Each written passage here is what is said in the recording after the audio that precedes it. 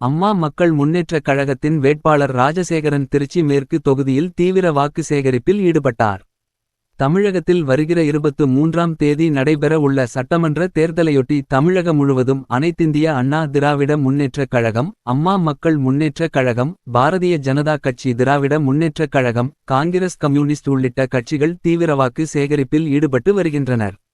இதன் ஒரு பகுதியாக இன்று காலை திருச்சி மேற்கு தொகுதியில் போட்டியிடும் தேசிய ஜனநாயக கூட்டணி கட்சியான டிடிவி தினகரனின் அம்மா மக்கள் முன்னேற்றக் கழக வேட்பாளர் ராஜசேகர் ராமலிங்க நகர், அம்மன் நகர், லோட்டஸ் நகர், நியூ காலனி, புத்தூர் உள்ளிட்ட பல்வேறு பகுதிகளில் தீவிர வாக்கு சேகரிப்பில் ஈடுபட்டார். இந்நிகழ்வில் அம்மா மக்கள் முன்னேற்றக் கழகத்தின் நிர்வாகி சாருபாலா தொண்டைமான், மாநகர மாவட்ட செயலாளர் செந்தில்நாதன் உட்பட பலர் பங்கேற்றனர்.